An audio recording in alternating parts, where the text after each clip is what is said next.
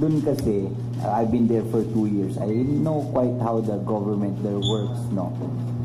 So, there's this judicial thing, but there is also what they call it something like political, which is the government. Oh. Iba pa yung ano ha? Iba pa yung presidente doon, iba pa yun sa government eh. Government there is different. Their president is something like ano lang, parang king ba, para siyang figurehead, yes. So there are several factors there which are distinct and separate, but as to who is more powerful, and I cannot say anymore, no?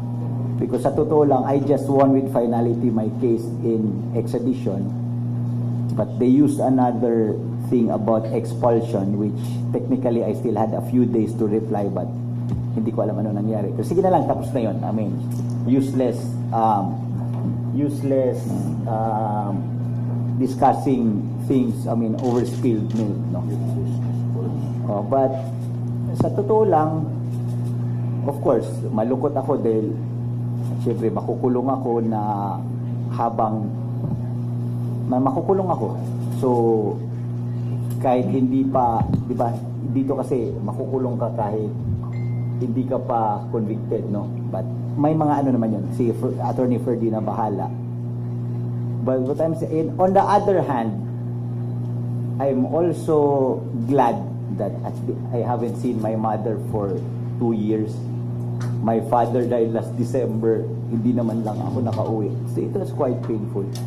And also, at least, umaano na rin, matapos na rin. Dahil kahit nung nandun ako, inisip ko, kung hindi man ako umuwi, haharapin, kailangan pa rin ito matapos eh.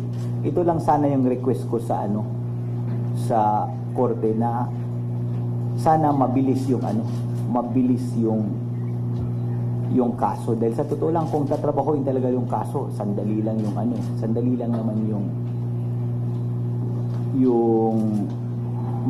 lang matapos kung ano. So, yun lang yung ano. Anyway, I trust my lawyers very well, and I know my conscience is clear. So, ang sa akin lang, sana lang mabilis yung proseso para matapos na. 'Di ba? Matapos na siya. Para tapos na.